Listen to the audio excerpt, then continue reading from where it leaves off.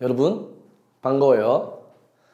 자, 날씨가 점점 따뜻해지고 있습니다. 이럴 때는 이제 여러분들 계약도 하고 이럴 때 오후에 약간 점심 급식 먹고 나서는 노른해지고 충곤증도 오고 잠도 오고, 그 뭐 학생들이 물어볼 때 선생님 잠은 어떻게 돼요? 수업 시간 참는 게 좋죠. 근데 그렇게 잘 지켜지지 않으면 잠시 쉬는 시간 10분씩 자는 것도 좋은데 습관이 되거든요. 근데 선생님도 학창 시절 생각해 보면 점심시간 먹고 나서 5교시는 너무너무 피곤했어요, 사실은. 그래서 뭐 저도 모르게 졸기도 하긴 했는데, 그런데 이런 생각을 가져요. 뭐 수학이라든지 영어라든지 국어라든지 중요 과목에 조는 버릇을 하면 진짜 다 학교 수업도 중요한데 학교 수업 다 놓치고 학원에 수업 들어봐야 큰 의미는 없습니다. 학교 수업도 아주 중요하니까 학교 수업도 들으시고, 그리고 뭐 집에서 자기 전에 선생님 유튜브도 듣고 이러면은 뭐 수학에서 계속 멀어지지 않지 않겠습니까? 그래서 습관적으로 학생들 봐도 자는 애가 자지 또 안 자는 애는 안 자더라고요. 그러니까 체력도 약간 비축하면서 여러분들 공부를 열심히 해야 됩니다. 자, 오늘 학통을 배울 건데 저번 시간에 뭐 배웠는지 한번 볼까요? 저번 시간에 이항분포와 정규분포의 관계를 배웠죠. 그렇죠? BNP를 쓰면 NP를 곱하면 평균이 되고, 그리고 NPQ, Q는 1-P였죠. NPQ까지 곱하면은, 그렇죠, 그거는 분산이 된다 해서 우리가 풀 수 있었습니다. 물론 앞에서 표준정규의 정규화는 배웠기 때문에 맞죠? 정규분포의 정규화는 배웠죠. 오늘은 모집단과 표본을 배워보도록 하겠습니다. 자, 모집단과 표본 보겠습니다. 어떤 말인가 볼게요. 자, 모집단이 있고요. 뭐 들었긴 들었을 겁니다. 여러분들이 삶에서 모집단 대충 들었긴 들었는데 수학에서 넘어서 학통이 되면 어떤 말인지 알아야 됩니다. 자, 무슨 말이냐면 일단은 이런 게 있어요. 통계조사라는 건 전수조사가 있고 표본조사가 있습니다. 전수조사는 뭐냐면요, 조사를 할 건데 대상이 되는 집단 전체를 조사할 거예요. 근데 표본조사는 조사의 대상이 되는 집단을 전체를 조사하기 힘들어요. 시간도 필요하고 노력도 필요하고요. 무슨 말이냐면 조금 있다가 대선이죠. 대통령 선거를 할 때 투표용지를 모두 개표합니다. 그 전수조사를 하죠. 일일이 하나씩 다 조사하잖아요. 근데 출구조사를 할 때, 출구조사가 뭐냐면요, 사람들이 개표라고 나옵니다. 근데 당선자를 예측하기 위해서 물어봐요, 종료되기 전에. 근데 투표를 한 사람을 모두 다 잡아서 물어볼 수는 없거든요. 일부를 잡아서 물어보죠. 이게 표본조사를 하는 거예요. 이게 무슨 말이냐면 조사에는요, 선생님 방금 우리가 지금 실생활이 대선 얼마 남았으니까 전수조사와 표본조사를 분명히 구별해서 했습니다. 전수조사를 다 할 수 있지만 표본조사는 뭐 시간이라든지 또는 돈 비용이라든지 이런 것 때문에 표본조사 할 때가 있댔죠. 그럼 얘를 어떻게 되냐면 모집단을 그려볼게요. 모집단은 쉽게 말할게요. 전체 집단을 보면 돼요. 뭐 투표를 했다, 전체 투표 다 한 거 있잖아요. 그럼 나중에 이걸 다 뜯어볼 거예요. 투표 다 한 걸 뜯어보는 걸 뭐라 합니까? 전수조사를 하는데 우리가 시간이 없기 때문에 몇 개만 추출해가지고 출구조사처럼, 자, 당신은 몇 분을 찍었습니까? 저는 몇 분이 좋습니다. 말하는 사람도 있지만 비밀투표니까 말 안 하는 사람도 있잖아요. 하지만 이 중에 몇 개 뽑았다. 이걸 뽑았다. 이걸 표본이라 부릅니다. 몇 개 뽑은 걸요. 이해되죠? 그래서 얘를 조사할 겁니다. 방금 뭐 대선에서 했듯이 출구조사 했듯이. 그래서 얘를 가지고 얘를 또 전체를 추측할 수 있거든요. 그러니까 우리가 다 개표되기 전에 출구조사 예측을 발표드리겠습니다. 1번이 몇 프로, 2번이 몇 프로, 얘는 조사를 해서 추측해서 말할 수 있는 거거든요. 그래서 이런 게 뭐 표본과 추출이다. 추출은 뭐냐? 뽑는 게 추출이죠. 이게 밑에 나와있죠. 표본과 추출. 그래서 표본에 포함되어 있는 자료 개수를 표본의 크기라 합니다. 그래서 앞으로 배우면, 오늘 그까지 안 배우고 있지만 뭐 앵커들이, 아나운서들이 오늘 누가 될 확률이 얼마다, 근데 뭐 표본 오차가 얼마다, 이렇게 오차 얘기도 하고요. 그걸 점점 배울 겁니다. 그런 내용들을 모집단과 표본을 합니다. 그러면 이미 추출이 뭐냐면요, 우리는 당연히 랜덤이라고 할게요. 영어로.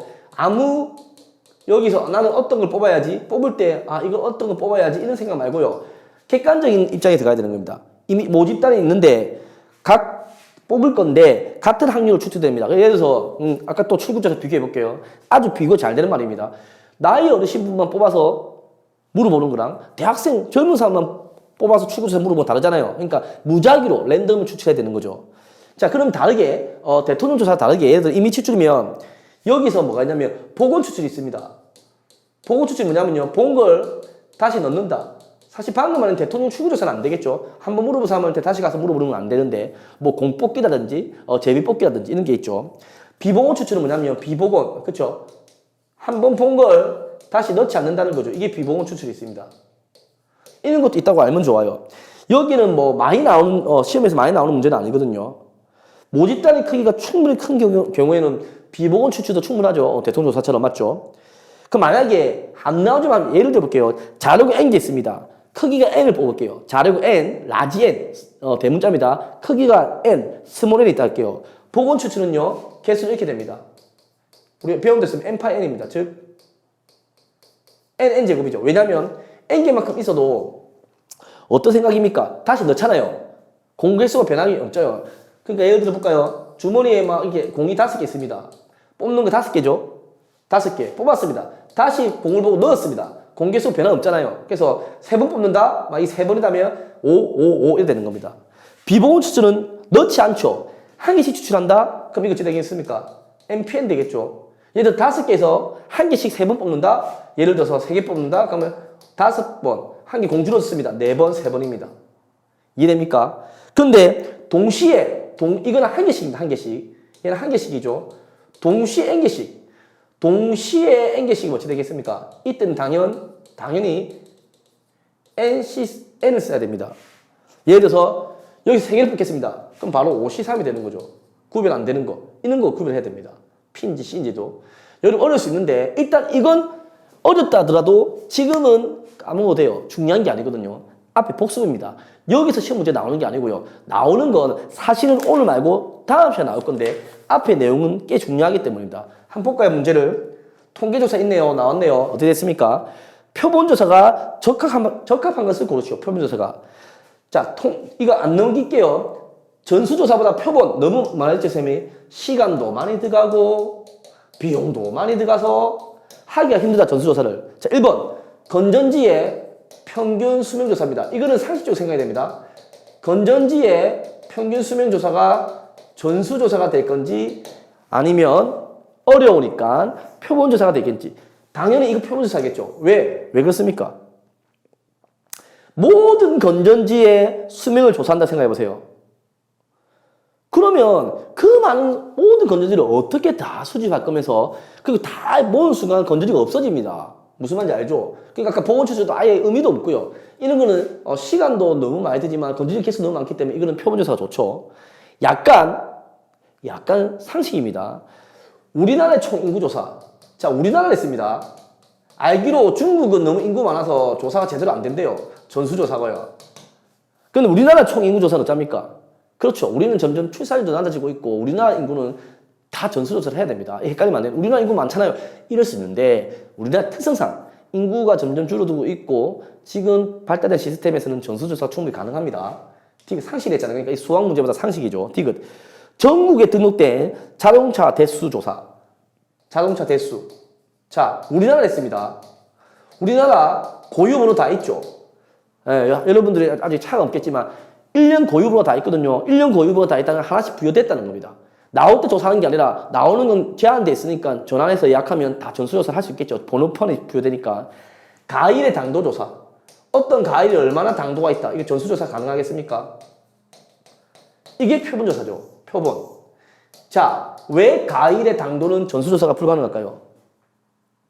그렇죠. 마찬가지 쉽게 생각할게요. 우리 답지대로 하면 가일을 다 전수해서 뽑잖아요.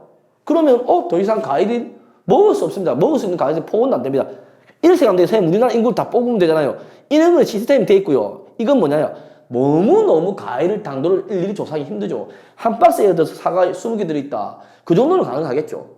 근데 모든 우리나라 전국의 가수원들 다 당도를 조사하기 힘드니까 그래서 대표 이 정도 뽑아서 이 정도 맛있다. 그 특 아니면 상품 떨어진다. 이런 식으로 하거든요. 그렇게 하면 됩니다.